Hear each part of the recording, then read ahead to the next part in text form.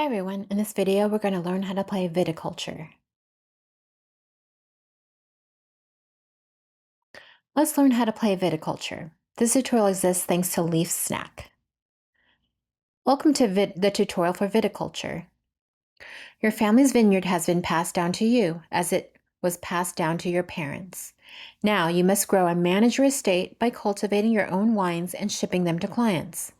The game ends once a player reaches 20 or more victory points. Each player starts the game with a Mama and Papa card, which combined give each player their starting resources. Each player always starts with 2 normal workers and 1 grande worker, as well as some amount of lira and a few cards. Additionally, each player has a choice between starting with the depicted structure or taking its building cost in lira. Some papas have other bonuses as well.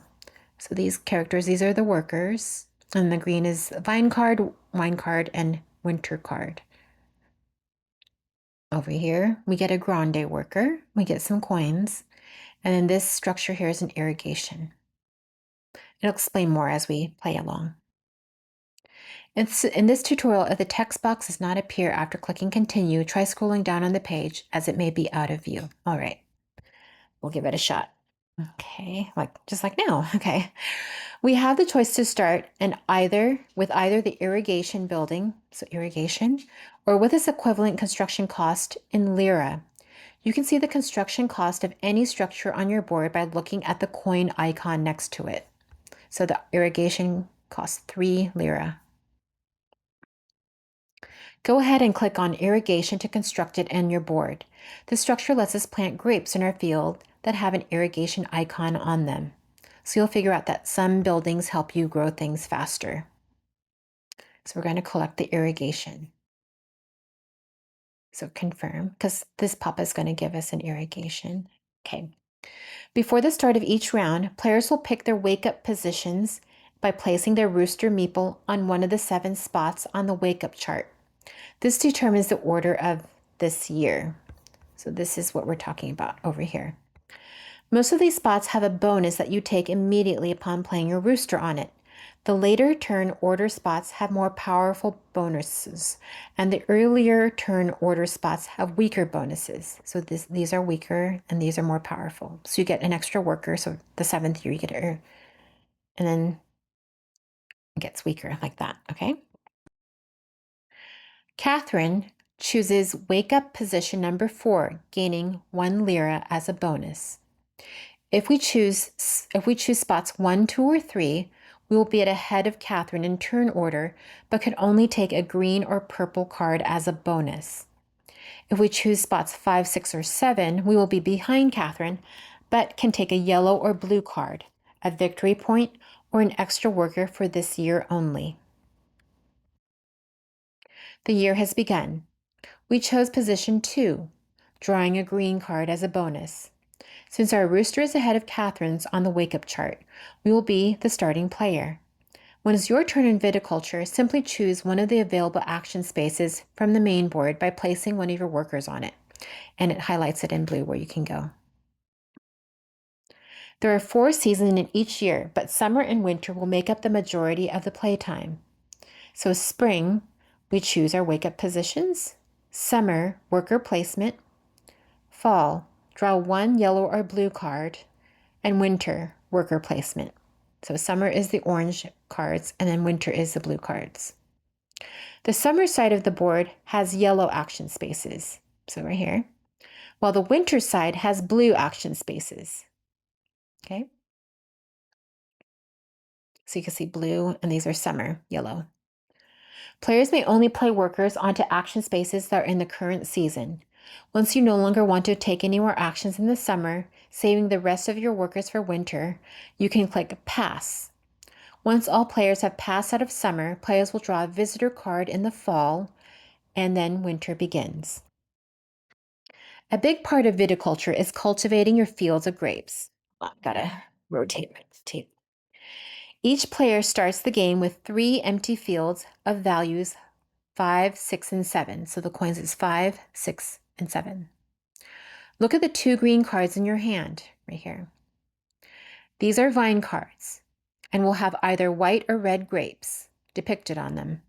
Each field can only hold grapes whose number values sum up to the capacity of that field. In other words, a 6 field can hold up to 6. So when you add the numbers, for example, 1 and 2, that'll be 3. So that could fit here, okay? That's the capacity. To plant a vine card in one of your fields, you must visit the Plant a Green Card action. Click the action space to place a worker on it. Then place the Malvasia card onto our 5 field by clicking on each of them. Finally, hit confirm. Okay, so we're going to plant a green card because we want to this is one of our green cards. So we choose this, and then we can choose one of our grapes. We're going to plant this one and plant it here in that order and click on confirm. Nice. Our first grape has been planted in our vineyard. Notice how our other grape has a trellis icon in the top right corner. Some grapes require you to have a structure built in order to plant them. Either the trellis, irrigation, both, or none. We have irrigation, but not the trellis. So we have this one, this building, but not this building, the trellis.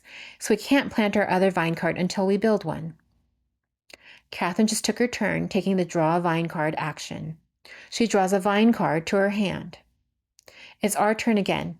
While you definitely want to keep your fields around for planting vines, you don't really need to have 3 right now. One option is to sell a field, gaining its number value in lira. We'll still have 2 fields left, which is all we need. So we're going to take the buy sell 1 field action and sell your number 6 field to gain 6 lira. So we're going to place a worker. Hold on, let's minimize. We're going to place a worker here.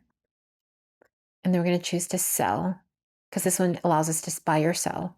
So now we're going to sell this one, confirm, and we gain 6 lira. Great job. Now we have 9 lira to spend on whatever we please because we sold our 6. So 6 plus 3 is 9. Speaking of which, one of the best things you can spend your money on is training more workers. In the winter, if you take the pay for to train 1 action over here, you can add another worker to your arsenal that you can use starting next year. Each player starts with only 3 workers, but can train up to 3 or more for a total of 6. In other words, you can place more workers and get more things done. So that's always a good idea. Training workers is extremely important. Being able to do 4 actions in a year instead of 3 is a massive boost to what you can accomplish. And you can train up to 3 additional workers during the game for a total of 6. 1, 2, 3, 4, 5, 6. Okay. Catherine has passed, leaving her remaining 2 workers for the winter season. We only have 1 worker left, and we definitely want to spend our money on training a worker whenever we can. We should pass as well to save our worker for winter, then hit confirm. Pass, and then we want to pass again. Okay, it's now the fall season. Nothing much happens in this season. Each player in player order chooses whether they want to draw a yellow card to their hand or a blue card, so summer or winter card. Both yellow and blue cards are visitor cards, one-time use effects that can only be used by taking the corresponding action. Yellow cards are only played in summer, and blue cards are only played in winter. Take the summer visitor card yellow, since we don't have any in our hand yet. So you see this one is blue, see the blue color, so we need a summer one, just because. Okay, Catherine also draws a summer visitor card yellow. Now it's winter, the final season of the year. The turn order stays the same in every season, so we are up first. Go ahead and train your worker using your final worker for the year. So this one is we can train our worker and get 1 more worker. Click confirm. Nice. At the end of each year, we'll retrieve all of our workers from the board. For you, that will include your new worker as well. Catherine has 2 workers left and we have 0. So she's going to take both of her remaining actions right now. What? Catherine used the same action we took? Notice how one of your workers is larger and has a G on it. Right here, G. Or G, right here. Wait. This is your grande worker. You can place them on an action that someone else has already claimed. So only the grande worker can be at the same place with other workers. Each player starts the game with one, meaning each player will be able to ignore the worker placement restriction once per year. For her final worker, Catherine played a winter visitor from her hand. Since each player has played all their workers, the year is now over. We always go through the same 5 steps. So year end. You age your wine. I'll scroll down a little bit. Oh, it doesn't go down. Okay. You'll age your wine and grapes. You'll retrieve your workers, collect residual payments, discard down to 7 cards, rotate first player token or grapes. We'll go over grapes and residuals next year, but right now we'll take all of our workers back and the first player token will rotate to us. So BJ will take care of all this for us. Year 2 has now started and it's time to choose the wake-up order again. Taking the number 7 spot guarantees you will be last in the turn order. However, it gives you an extra worker to use for this year only, meaning you can take one more action than your opponent can. That's usually worth it. So let's take the number 7 spot. So we'll get an additional worker. You can see our workers right here. Okay. Because we took number 7, any place Catherine chose will make her first in the turn order this round. She chose to draw a vine card, so another green card. Since she is before us in turn order, she'll take an action first. We can't take an action that a meeple is already occupying, so she will have more options than us in both seasons this year. Catherine plays a summer visitor card, which gives her 6 lira. Now it's our turn. We see that Catherine has 8 lira. So Catherine has 8 lira, okay? Meaning she's probably aiming to spend it on something big. There's nothing bigger in the game than structures. We have 5 lira ourselves, right here, 5, okay? So we could definitely build a structure of our own. Take the build one structure action and build the trellis. So over here is build one structure. It looks like, this one is being built. We're going to build the trellis. It highlights what we can build. So click on confirm. Now that we've constructed the trellis, we have the ability to plant our vine card, Syrah, into one of our fields in the future. So Catherine goes next. Just like we thought, Catherine wanted to build a structure and spend her money. She had to use her grande worker to do so, however, since we were already occupying the build one structure space. Now that we have our trellis, we can plant our other vine card. So use the plant a vine card action to plant it into the same field as our other vine. So we're going to plant a green card. Okay. So this is in the way. Okay, confirm. Catherine draws another vine card to her hand. So let's see, Catherine. Okay, because she went here, and that's where you can draw a vine card, okay? Our turn. We want to try to train a worker again in winter, but we only have 3 lira right here. We're going to need it to get at least 1 more in order to afford it. So let's take the give a tour action to gain 2 lira. So go up to 5. Catherine passes to winter. There's not much left for us to do in summer, so we should do so as well. So pass and confirm. If all else fails, you can always place a worker on the gain 1 lira action, no matter how many workers are already on it. If you can't place your workers anywhere else, or if you really need that 1 lira, you may be forced to use it sometimes. Fall has come again. Let's draw the summer visitor card. Yellow. So we have 2 yellow visitors and 1 winter. Catherine takes the train a worker action. Thankfully, we still have our grande worker. See right here, we have a grande and a regular worker. So we can still take that action even though it's occupied. Catherine's out of workers. Yep, she's out of worker. No more workers. So let's go ahead and take our final 2 actions. So first, let's harvest a field. Click on that action space. So this harvests a field. So click on confirm. Okay, we're going to harvest this one. We're going to because that's where we have our grapes, and click on confirm. So you see our grapes went here. We had 2 and 1 because you can see the number 2 and 1. So that's what we gain. When you harvest a field, you add grapes to your crush pad with the number value equal to the value of the vine cards planted in that field. Each field may only be harvested once per year. In the future, grapes can be made into wine, so the wine cellar over here, which is the main objective of the game. You age your wine and grapes at the end of each year by increasing each of their number values by 1. So remember, we plant the grapes, then we harvest the grapes, then we make wine. Finally, let's use our grande worker to train another worker. Okay, confirm. At the end of the year, we all age our wine, so it went up 1 spot. So remember, we were at 2, now it's at 3. And then we were at 1, now at 2. Now we have 3 red and 2 white grape instead of 2 and 1 that we harvested last year. It's the start of year 3. Catherine chooses her position first again, since we alternate each year.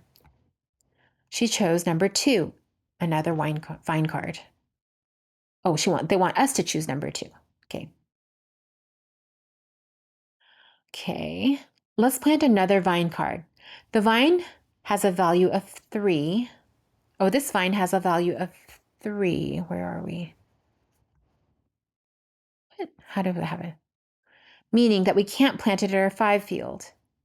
We already have 3 out of 5 slots filled, so we can only plant a vine with maximum of 2, because we already have 3, 2, 3, and 4, 5. So let's plant the Chardonnay into our 7 field. Okay. Okay, it's not doing that. Okay. Hold on. It's not letting me do that.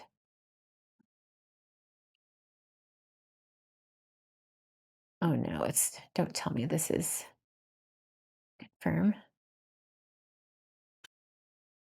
What? Okay. This has, oh, that's right. Duh. I have to place the worker here before I can plant. Okay, now I can plant it. Got it. I was confused. Okay, always place the worker first. So Catherine sells her 5 field for 5 lira. For her next milestone, we'll also need some money. To build our next structure, the medium cellar, so we can make more wine, we're going to need 4 lira. Right here, needs 4. Okay? But since we only have 1 in the bank, 1 coin, we need to find a way to get 3 lira. There's no action that gives you 3 other than selling a field, which Catherine already took. But if you take a look at our hand, we have a summer visitor card that could help us.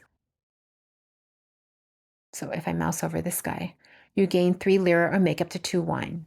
So that visitor gives us some bonuses. The medium cellar is one of the most important structures you can build in the game. It costs 4 lira and extends the number range of wine that is held within it up to 6. A further upgrade to the large cellar costs 4 lira and extends the number range of wine to the maximum of 9.